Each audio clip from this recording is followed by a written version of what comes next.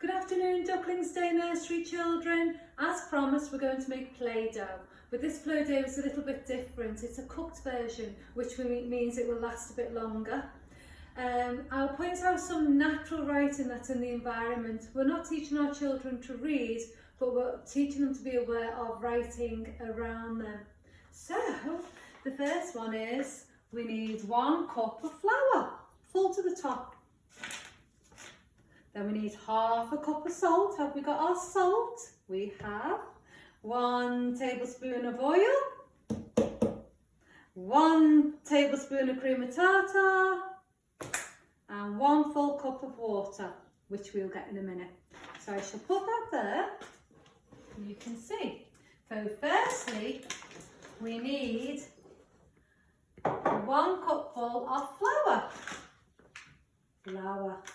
Shall we count? Fill our cup to the top and see how many spoonfuls we need. So a large spoon, we need 1. Count. 2. 3. 4. Is it full to the top yet? Not yet. 5. 6. I think that's to the top now, don't you? That's 1 cupful. And then let the flour off, put it that side so it's nice and tidy. We pour the flour into the pan. All of it. Next it says half a cup of salt. So we pour the salt in and it needs to go halfway up. Halfway up. Don't have any salt left. Let me see. Gosh, I think this is a job for the adults to do with the salt because salt is poisonous. Taking too much. Is that half a cup? Halfway up. And what do we do? Into the pan it goes. And in the pan we've got flour and salt. So we've got 2 ingredients in there already, little mix. Then it says we need 1 tablespoon of cream of tartar. So getting my tablespoon and I'll pour it on to work differently so you can see things. So is that a full tablespoonful? I think it is. Into the bowl it goes. And now we've got 3 ingredients. We've got salt, flour, cream of tartar. We'll mix them all together. Then it says we need 1 cupful of water. So I'll go and get my cupful of water from the tap. Just hold on.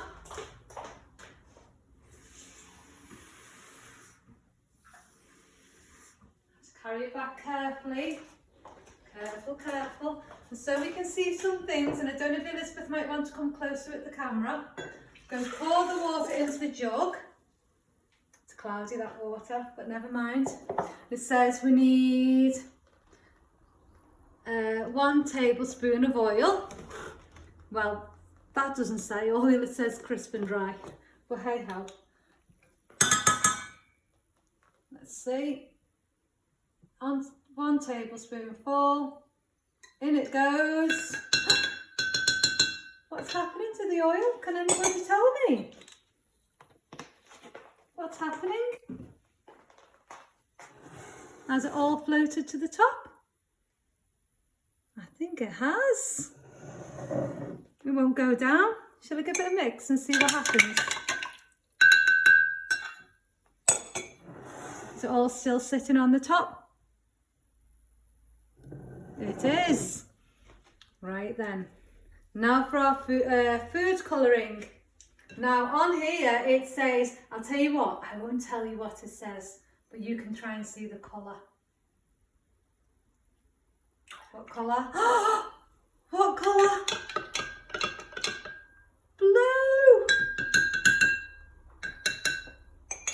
the lid on in case I accidentally spill it and we've got blue all over the kitchen. Put that over there.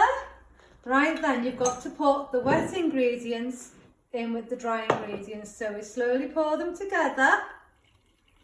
Wow, it's a lovely shade of blue, isn't it? Now I need my big wooden spoon and we're mixing all the ingredients together. Trying to make it smooth. Now you need big muscles for this, so you might have to hand this over to a grown-up. You can stir it in the beginning, but you will see it gets a bit more difficult in the end. So, as I said earlier on, yes, okay, this method is a little bit more work in it, but you know what, it's worth it because it's a really nice Play-Doh at the end. So mix it all together first, using all them big large mussels, and then we have to take it to the stove.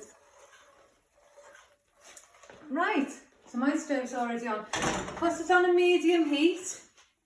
And Elizabeth, I don't know if you want to see over the stove to see what happens. So we need to stir it continuously. You'll start seeing it drying up, almost like a roux. So just take some continuous stirring. You'll see it leaving the sides of the pan.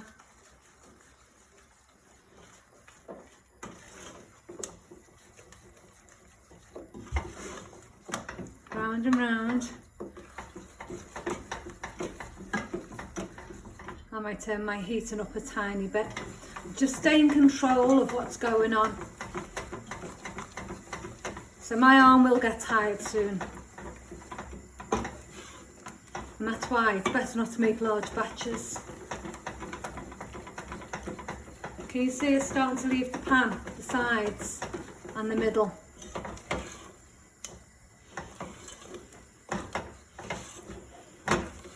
Now my arms are starting to get tired now. And I'm starting to lose control. So I'm going to reduce the heat, turn the heat down a tiny bit. So I'm in control, not the flame. Can you see? And you know, I'm not being funny, this has literally taken us 5 minutes to make. You might think, oh, you know, can't be bothered doing that, but it's really worth it. Right, it's starting to get sticky and drying out now, so it's nearly done now. And you can see I haven't made that much mess at all, hardly any. Right, can you see it all leaving now? This is practically done now, and it will last ages. Ooh.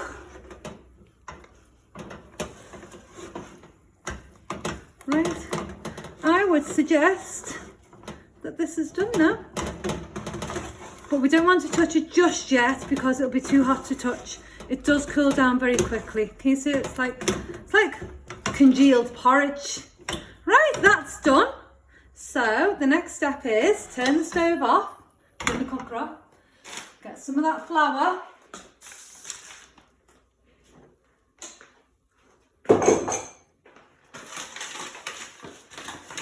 Little sprinkle on the side. Now then, let me put my finger in. It cools down quite quickly, but obviously let the grown-ups touch it before you touch it, little ones. Don't want to hear about burnt fingers or anything. So plop it onto the worktop. There.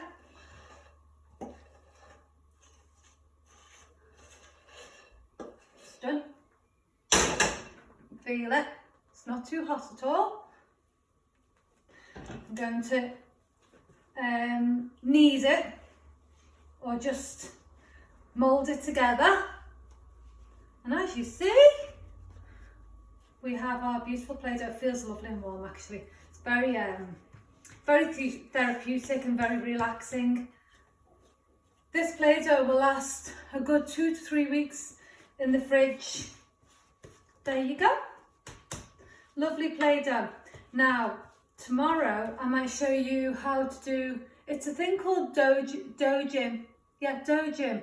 But I'd have to research it first to see if I'm doing it right. There you go. Cooked homemade Play-Doh.